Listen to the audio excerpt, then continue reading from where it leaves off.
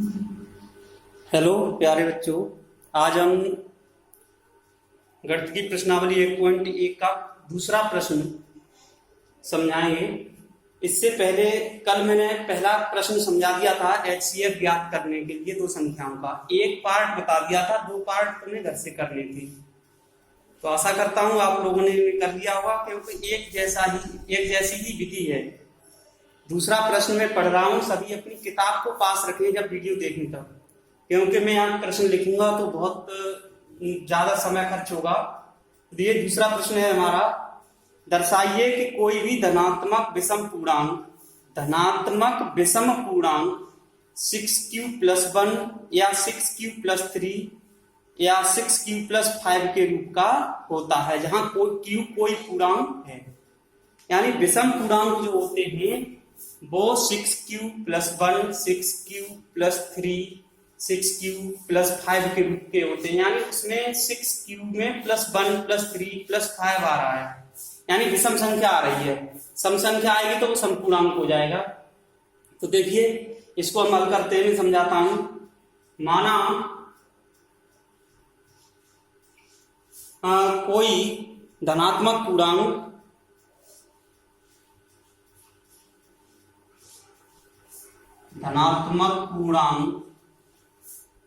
बराबर e, ठीक है। ए मान लिया हमने, कोई भी धनात्मक पूर्णांक ले रहे हैं, वो विषम पूर्णांक भी लिख सकते हैं यहां पर। और यहां b बराबर मान लिया b बराबर 6, क्योंकि 6q+1, 6q+3 और 6q+5 के रूप में हमें लाना है। अब यूक्लिड विभाजन प्रमेय से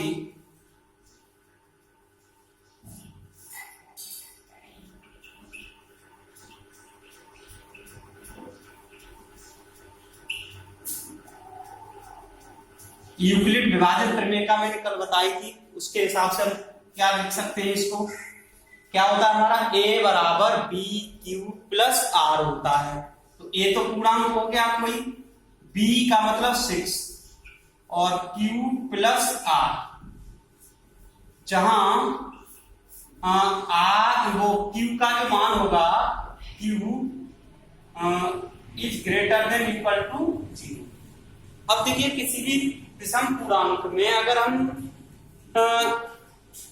6 से डिवाइड करते हैं, 6 से भाग देंगे, तो ये ध्यान रखना कि शेषफल जो बचेगा वो 0, 1, 2, 3, 4, 5, 6 शेषफल नहीं बच सकता। या तो 0 होगा या 1, 2, 3, 4, 5, इतने शेषफल आ सकते हैं, ठीक है। तो और r बराबर है, ये r यहाँ पर शेषफल होता है, q भागफल होता है, a कोई भी पूर्णांक है, 6 भाजक होता है। ये यूक्लिड विभाजन प्रमेय का है हमारी, ठीक है। क्योंकि यूक्लिड विभाजन प्रमेय में ही मैंने बता दिया था तुम लोगों को कि r की जो वैल्यू होती है less than equal to r less than equal to 6, यानी जो भाजक होता है उससे कम और 0 से के बराबर या उससे बड़ी, ये होती है। अब देखिए अतः a बराबर, अब अगर हम धनात्मक पूर्णांक के इसके मान निकालें, a बराबर r बराबर 0 इसमें लगाएंगे तो क्या हो जाएगा, 6q होगा, 6q+1 होगा, r बराबर 1 लगाएंगे तो, और 6q+2 होगा, 6q+3 होगा, 6q+4 होगा और 6q+5 होगा। ये a के मान है, संभावित a के मान जितने भी हैं। अब देखिए 6q, हमें 6q+2 हम जानते हैं कि जितनी भी सम संख्याएं होती हैं वो किसी सम संख्या में अगर किसी पूर्णांक का गुणा हो रहा है, सिंगल पूर्णांक का, तो वो हमेशा सभी सम होंगी। अगर 6q+1 के रूप की है, ये है, तो इनमें जो संख्याएं हमें छोड़नी है 6q, 6q+2, 6q+4, इनको छोड़ना है। अब देखिए, अब 6q+1 बराबर 6q प्लस 1 बराबर, इसको हम कैसे लिख सकते हैं,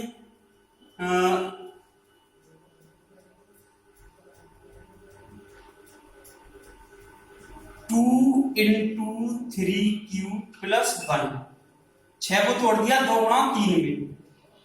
मैं यहाँ पे बता दूं तुम लोगों को 2m प्रकार की सभी संख्याएं कैसी होती हैं, सम संख्याएं होती हैं। 2m प्लस 1 प्रकार की सभी संख्याएं विषम होती हैं। m कोई भी पूर्णांक हो, चाहे देखो m बराबर 1 लेंगे तो 2 आएगा, 2 लेंगे 4 आएगा, 3 लेंगे 6 आएगा, 4 लेंगे 8 आएगा। तो 2m प्रकार की जो संख्याएं होती हैं हमारी, 2m हो, 2p हो, 2q हो, वो सभी सम होती हैं।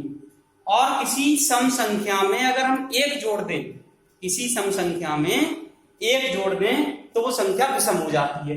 तो 2m प्लस 1 प्रकार की जितनी भी संख्याएं होंगी वो सभी विषम होंगी। जैसे यहाँ पे m बराबर 1 2 3 रखे हैं, m बराबर 1 रखते हैं तो 2 और 1 3 विषम संख्या हो गई। m बराबर 2 रखेंगे तो 2 दूनी 4 और 1 5 हो गया, विषम संख्या हो गई। m बराबर 3 रखेंगे तो 2 3 6 और 1 7 विषम संख्या हो गई। तो ये ध्यान रखने की चीज है कि 2m प्रकार की जो संख्याएं होती हैं वो सभी सम होती हैं। 2m प्लस 1 प्रकार की सभी विषम होती हैं। m कोई भी पूर्णांक है, यहाँ पर m की जगह p आ सकता है, q आ सकता है, कुछ भी ले सकते हैं। तो 6q प्लस 1 को मैं रूप बदल रहा हूं इसका, 2 इंटू 3q प्लस 1। अब इसको हम कैसे लिख सकते, 3q की जगह मैं लिख दिया 2p1 प्लस 1, जहां p1 एक पूर्णांक है और p1 बराबर 3q, क्योंकि सवाल में पहले ही दिया q कोई पूर्णांक है तो 3q भी एक पूर्णांक होगा, ये निश्चित है। अब 6q प्लस 3 बराबर, इसको लिख सकते हैं हम 2 इंटू 3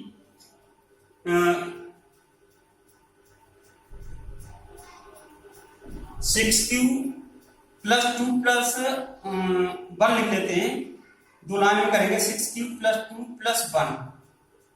3 को मैंने दो भागों में तोड़ दिया, 2 प्लस 1 में। अब इसको हम कैसे लिख सकते हैं, 6q प्लस 2 को इसमें से कॉमन ले लीजिए 2, इतने में से अब 2 कॉमन लेंगे तो ये आएगा 3q प्लस 1, और ये प्लस 1 जो ये वाला है वो ये आ गया। अब इसको हम लिख सकते हैं, क्या लिख सकते हैं, 2p2 प्लस 1। अब जहां p2 एक पूर्णांक है, p2 एक पूर्णांक है और p2 बराबर है हमारा 3q प्लस 1। 3q प्लस 1 एक पूर्णांक इसलिए होगा क्योंकि सवाल में दिया है q कोई पूर्णांक है। अब किसी पूर्णांक में 3 का गुणा करोगे पूर्णांक संख्या का, तो पूर्णांक आता है हमेशा, और किसी पूर्णांक में 1 जोड़ देंगे तो भी वो पूर्णांक ही रहेगा। अब 6q प्लस 5,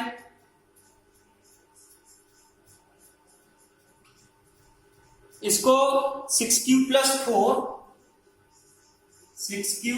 4 प्लस 1 इस तरीके से लिख लेते हैं, और इन दोनों में से 2 कॉमन ले लें तो ये आ जाएगा 3q प्लस 2 और प्लस 1, और इसको लिख सकते हैं 2p3 प्लस 1। अब मैं यहां पे लिख रहा हूं जहां p3 एक पूर्णांक है और p3 बराबर 3q प्लस 2 ये होगा, ठीक है। तो ये p3 पूर्णांक हो गया, ये भी इस रूप का आ गया। तो देखिए 6q प्लस 1 6q प्लस 3 सभी इधर बता दे रहा हूं मैं, ये तो मैंने समझाया था तुम लोगों को अलग से। देखिए 6q प्लस 1 जहां 6q plus 1 6q plus 3 6q plus 5 सभी कैसे हैं 2p प्लस 1 के रूप में हैं 2p+1 के रूप में है, जहां p पूर्णांक है, जहां p क्या है हमारा पूर्णांक है, तथा 2p+1 मैंने बताया था कि 2m+1 के रूप की सभी संख्याएं कैसी होती हैं, विषम होती हैं। तो जहां p क्या है पूर्णांक है, अतः ये वाली जो संख्याएं हैं वो एक भी, अतः 6q+1 6q+3 6q+5 एक भी 2 से विभाजित नहीं होगी, 2 से विभाजित नहीं होगी। अतः 6q+1 6q+2 6q+3 कैसी हैं, सभी विषम संख्याएं, विषम संख्याएं। तो हम किसी भी पूर्णांक को, किसी भी विषम पूर्णांक को 6q+1 6q+3 होगा यहाँ पर, और यहाँ पर 5 होगा के रूप में लिख सकती हूँ। जो संख्याएं 2 से विभाजित नहीं होती हैं वो सभी विषम संख्याएं होती हैं। अब ये जो दिए गए हैं संख्याएं यहाँ पर मैंने 2p+1 के रूप की है, 2p+1 में p कोई पूर्णांक है। अब मैं थोड़ा सा इधर समझा दे रहा हूं, 2p+1 में p पूर्णांक है, p धनात्मक पूर्णांक है, 1 2 3 कुछ भी लगा के देख सकते हो। p बराबर 1 लगाओगे यहाँ पर तो 2 गुणा 1 + 1 बराबर 3 आएगा, p बराबर 2 लगाओगे तो 2 गुणा 2 + 1 बराबर 5 आएगा, 3 लगाओगे तो 2 गुणा 3 + 1 बराबर 7 आएगा। यानी सभी संख्या कैसी आ रही है, विषम। ये विषम संख्याएं आ रही हैं, इसलिए ये जो 2p+1 होता है वो हमेशा एक विषम संख्या के रूप का होता है। तो ये हो गया तुम्हारा प्रश्न नंबर 2। इसको स्क्रीनशॉट ले लीजिए।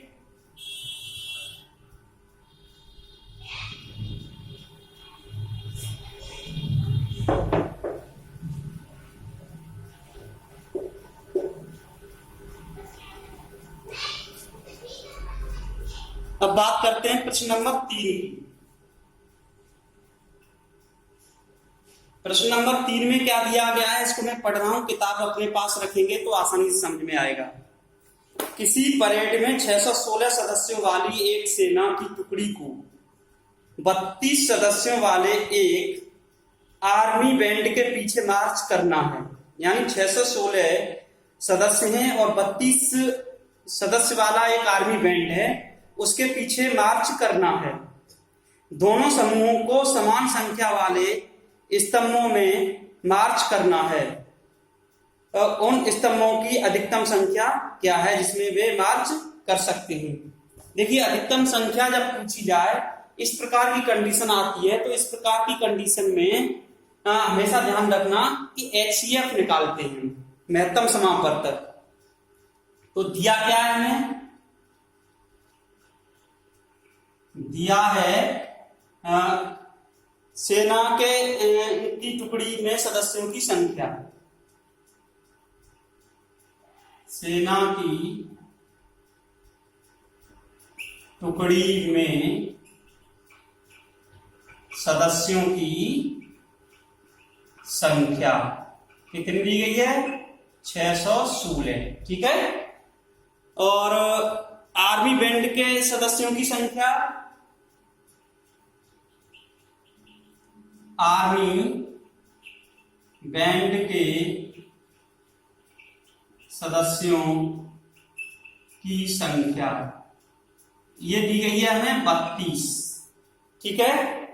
स्तंभों की अधिकतम संख्या जो होगी वो मैं बता दूं, जो पूछी है, स्तंभों की अधिकतम संख्या बहुत सरल है। अधिकतम संख्या जो होगी वो होगी बराबर HCF 616, 32। यानी पहला क्वेश्चन आ गया, ये 616 और 32 के HCF के बराबर होगी। अतः यूक्लिड विभाजन प्रमेय से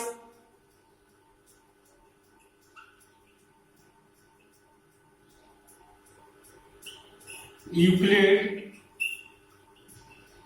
विभाजन प्रमेय का से यूक्लिड विभाजन प्रमेय का से हम इसका प्रयोग करेंगे और एल्गोरिथम द्वारा हम HCF ज्ञात करते हैं। एल्गोरिथम 616 बड़ी संख्या है, तो 616 बराबर कितना, अब ये दूसरी है तो 32 गुणा 616 को हमें लिखना 616 बराबर 32 गुणा 19 प्लस 8। अब देखिए ये 19 कहां से आए, सीधे सीधे इसमें कुछ नहीं करना है, 32 से 616 में भाग दे के देखो, 32 से 616 में भाग दोगे तो 19 भागफल प्राप्त होगा, 8 शेषफल प्राप्त होगा। हम इस प्रकार से लिख देते हैं।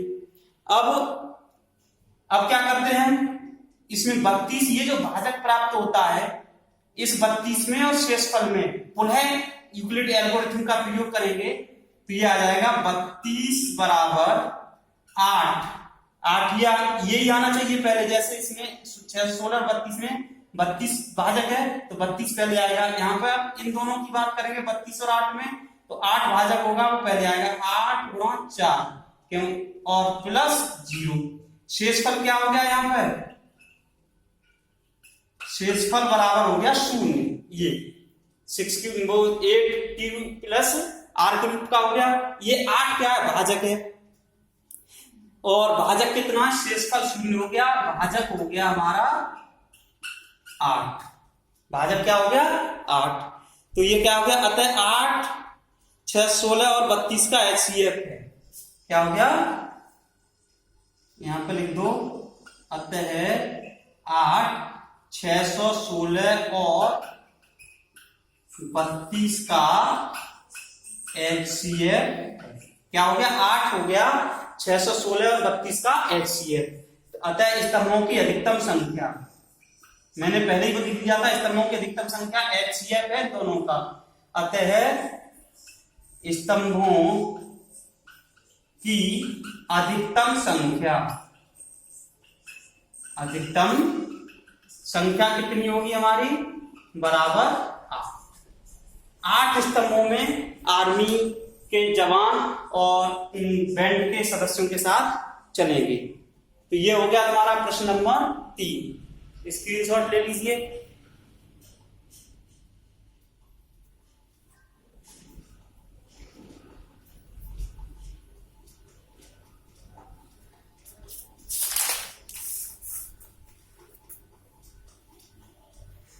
अब बात आती है प्रश्न नंबर 4 की।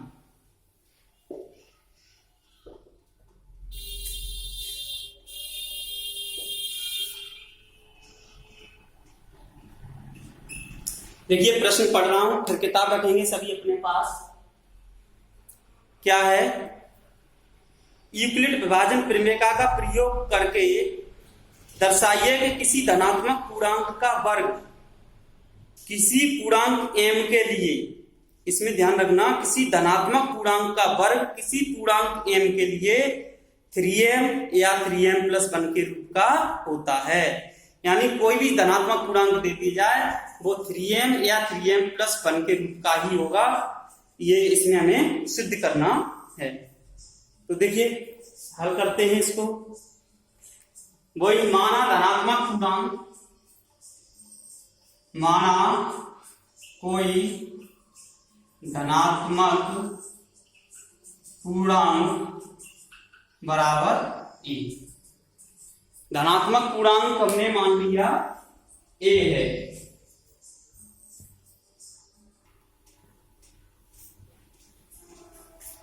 माना कोई धनात्मक पूर्णांक हमने मान लिया a है, ठीक है। थोड़ा सा राइटिंग समझने की कोशिश करेंगे। और इसमें जो दिया गया है किताब में वो 3m या 3m+ के रूप का है, और b बराबर हमने मान लिया 3। धनात्मक पूर्णांक क्या हो गया, b बराबर 3 हो गया। तो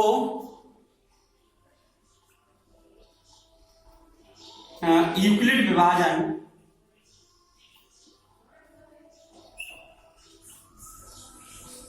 विभाजन प्रमेय का से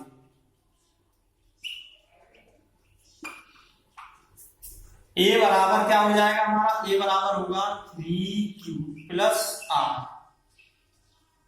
जहां q is greater than equal to 0, यानी भाजक जो होगा वो हमेशा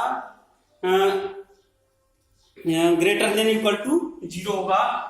3q प्लस r, और r का जो मान होगा किसी भी धनात्मक पूर्णांक में हम 3 से डिवाइड करेंगे, तो जब 3 से डिवाइड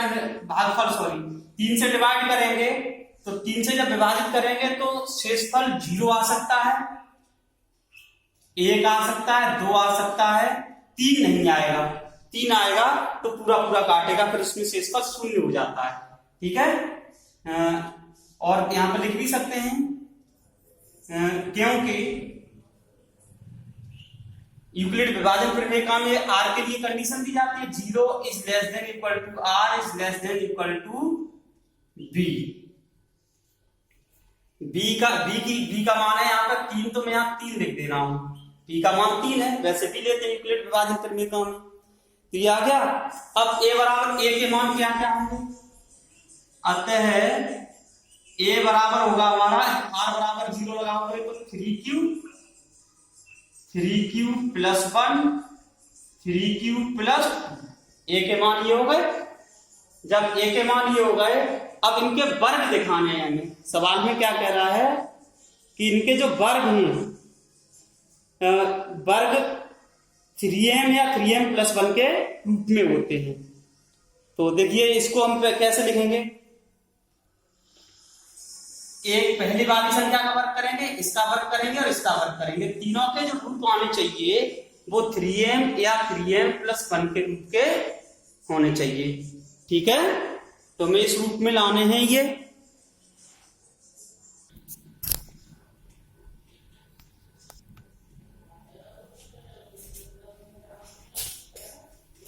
अब देखिए a के मान ये आ गए। ठीक है, अब इनका वर्ग करना है, क्योंकि वर्ग के रूप में दिखाना है। तो देखिए a स्क्वायर बराबर 3q का स्क्वायर हो गया, ये कितना हो गया 9q स्क्वायर। यहां पर अब हमें ये सब दिखाने किस रूप में, 3m या 3m प्लस 1 के रूप में दिखाने हैं।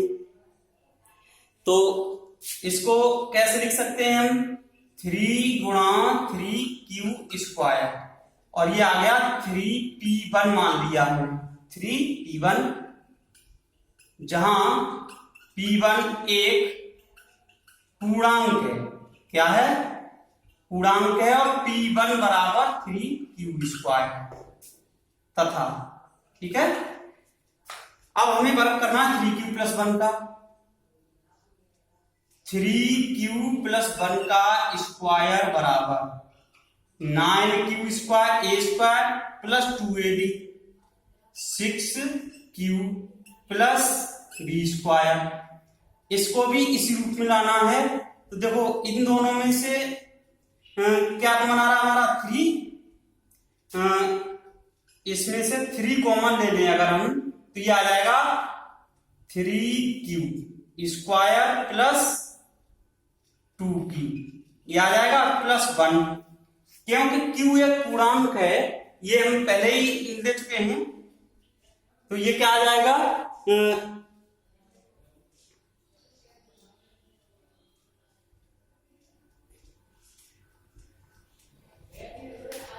इसको लिख लीजिए 3p2 प्लस 1।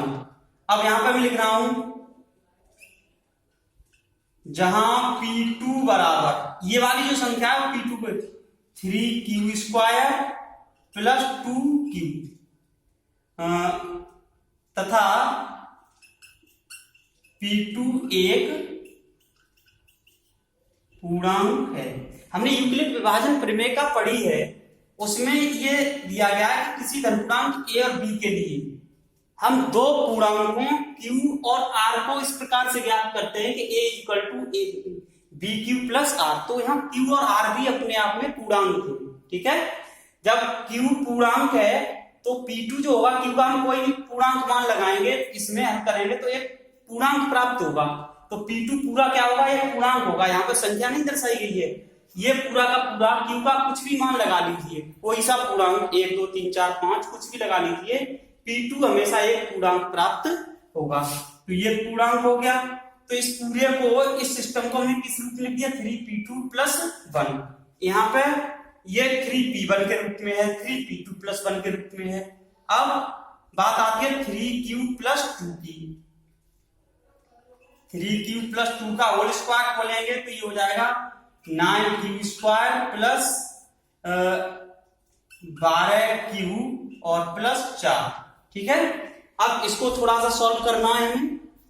मैं इधर कर देता हूं। तो ये क्या हो जाएगा, इज इक्वल टू इसमें से और इसमें से 3 कॉमन ले लीजिए।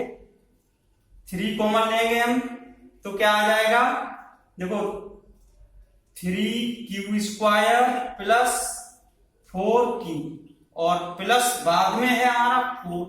थोड़ा सा और सॉल्व करना है क्योंकि हमें रूप उसका बना के देना है इसे। तो ये क्या आ जाएगा,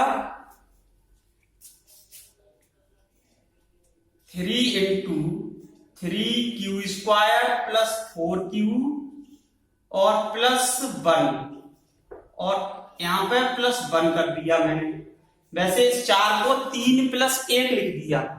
क्या लिख दिया हमने, 3 प्लस 1। चलिए मैं यहाँ पे एक लाइन थोड़ा और बढ़ा लेता हूं यहां से ही। ठीक है, एक लाइन बढ़ा के चलता हूं। 9Q स्क्वायर है ये, 9Q square plus 12Q plus 3 और प्लस 1। ये जो 4 था उसको 3 प्लस 1 लिख दिया। मैं इतने में से कॉमन ले रहा हूं 3 कॉमन लूंगा तो ये 3Q स्क्वायर बचेगा, यहाँ पे 4Q बचेगा और यहाँ पे प्लस 1 बचेगा। ये वाला जो प्लस 1 है वो ये आ गया। ठीक है, तो इसको हम लिख दिए 3P3 प्लस 1 और यहां पे लिख दिया जहां P3 बराबर एक पूर्णांक है ये P3 और P3 का जो मान है वो कितना है, 3Q square plus 4Q plus 1 ये मान है। तो देखो हमने एक इसमें विशेष रूप देखा, 3Q का स्क्वायर किया तो 3P1 के रूप का आया। यहाँ P1 कोई पूर्णांक है, सवाल में m दिया है, हम m भी ले सकते हैं, कोई दिक्कत नहीं है। 3m या 3m प्लस 1 के रूप के हैं। ठीक है, दूसरा 3Q प्लस 1 का स्क्वायर किया तो 3P2 प्लस 1 आया। 3Q प्लस 2 का स्क्वायर किया तो 3P3 प्लस 1 के रूप में हमने लिख लिया। तो ये हमारा जो उद्देश्य था कि प्रत्येक धनात्मक पूर्णांक के वर्ग को हम 3m और 3m प्लस 1 के रूप में लिख सकते हैं। तो देखो ये 3m का रूप हो गया, ये 3m प्लस 1 का रूप हो गया, ये भी 3m प्लस 1 का रूप हो गया। तो हम क्या लिखेंगे, अतः प्रत्येक धनात्मक पूर्णांक को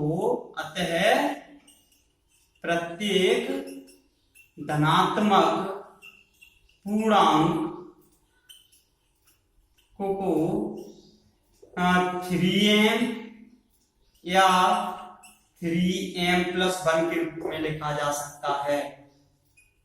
3m प्लस 1 के रूप में लिख सकते हैं। प्रत्येक धनात्मक पूर्णांक को 3m या 3m प्लस 1 के रूप में लिख सकते हैं। ये था प्रश्न नंबर 4 तुम्हारा।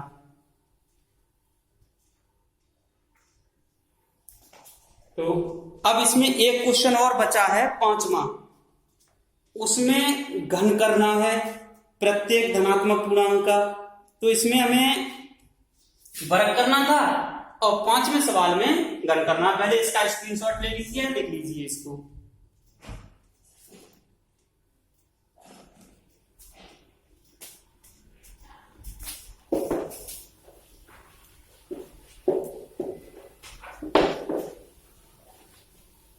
थोड़ा सा बड़ा क्वेश्चन है इसलिए मैंने ऊपर का भी इसका साफ कर दिया है।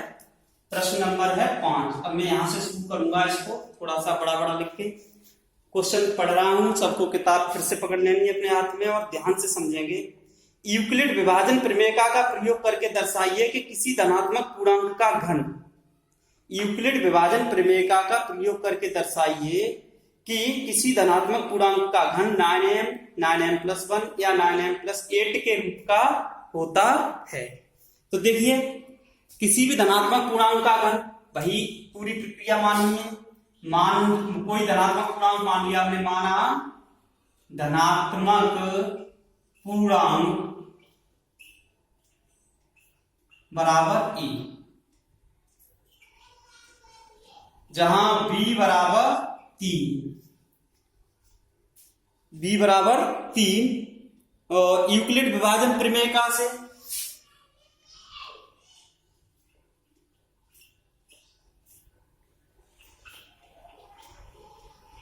विभाजन प्रमेय का से a बराबर हो जाएगा 3q प्लस r, जहां q का जो मान होगा वो ग्रेटर देन इक्वल टू 0 होगा और r is equal to 0 a 2 होगा, क्योंकि b बराबर 3 माना है, 3 से ज्यादा नहीं हो सकता। तो यहाँ because 0 is less than equal to r is less than 3, ये यूक्लिड विभाजन प्रमेय का में ही है हमारे। ठीक है, तो अब ये मान r का मान इसमें लगाएंगे तो a का मान कैसे प्राप्त होगा? तो देखिए a बराबर क्या क्या प्राप्त हो जाएगा हमारा 3q प्लस 1, 3q प्लस 2, ये प्राप्त हो गया। अब इनके घन करने में, जब घन करने हैं तो देखिए जब a बराबर 3q तो इसका घन करना है हमें, aq बराबर कितना हो जाएगा 3q का होल क्यूब, 3 दिया 9 दिया 27q। हमें जो लाना है वो किस रूप में दिखाना है, 9m प्लस 1 9m प्लस 8, इसको हम लिख सकते हैं 9 गुणा 3 और q की घात 3, इसको लिख दिया मैंने 9m। ठीक है, जहां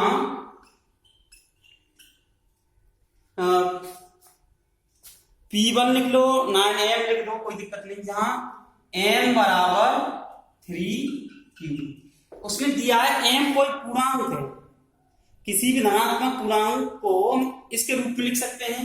तो m q यहाँ पूर्णांक होता है तो m भी क्या होगा, एक पूर्णांक होगा। ठीक है,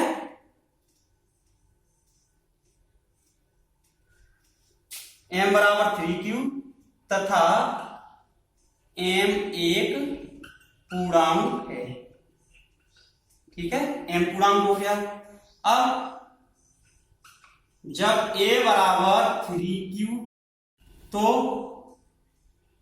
3q प्लस 1 का होल क्यूब लेंगे। अब तो a प्लस बी के होल क्यूब से बोलना है इसको, हमें a प्लस बी के होल क्यूब का सूत्र सबको याद होना चाहिए, a क्यूब करेंगे तो 3q का होल क्यूब यानी 27 का cube, a cube plus 3a square भी होता है तो 27 क्यू स्क्वायर, 3ab स्क्वायर होता है 9q और प्लस b क्यूब।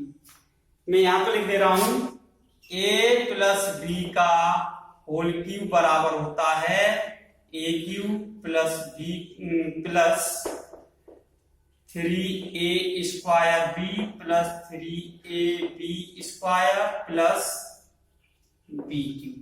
ठीक है, ये a प्लस b का होल क्यूब होता है, मैंने सूत्र लिख दिया है, इसको इससे समझेंगे। अब हमें इसको दूसरा जो फॉर्म है वो है हमारी 9m प्लस 1 के रूप की।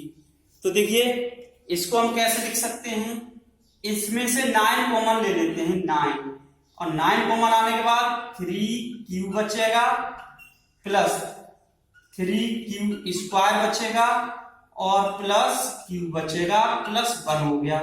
तो ये हो गया 9m प्लस 1। यहां पर मैं लिख दे रहा हूं जहां m एक पूर्णांक है और m बराबर कितना है हमारा, m बराबर है 3q स्क्वायर, 3q पर 3 गया प्लस 3q स्क्वायर और प्लस q, ये m का मान है तो ये भी एक पूर्णांक होगा, इस रूप में हम इसको लिख सकते हैं। अब तीसरी कंडीशन आती है, तीसरी कंडीशन क्या है हमारी, जब a बराबर 3q प्लस 2 तो 3q प्लस 2 का होल क्यूब करेंगे प्लस 2 का होल क्यूब बराबर 27 आएगा। a क्यूब का मतलब 27 का cube plus 3a square b, 3a square b, 3 गुणा 9 क्यू स्क्वायर प्लस 4 3 जब 12 27 दूनी 54, यहाँ पे आएगा 54 क्यू स्क्वायर प्लस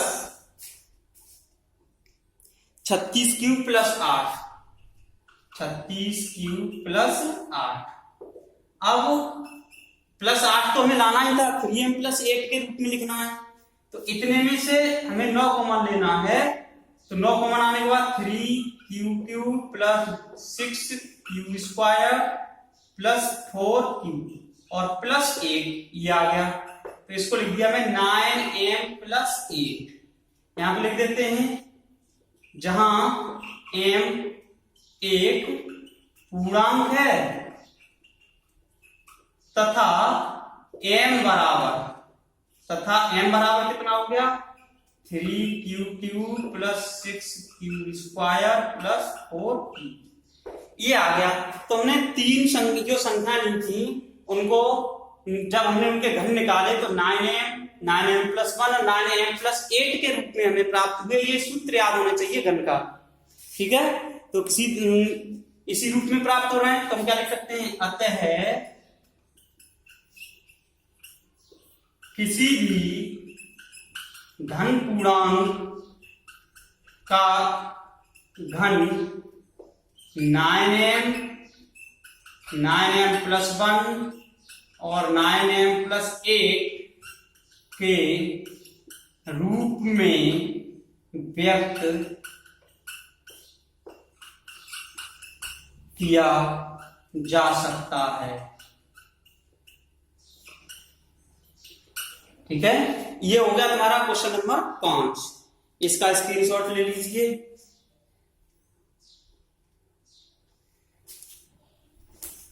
तो ये एक्सरसाइज तुम्हारी कंप्लीट होती है 1.1, इनको सॉल्व करेंगे, समझेंगे।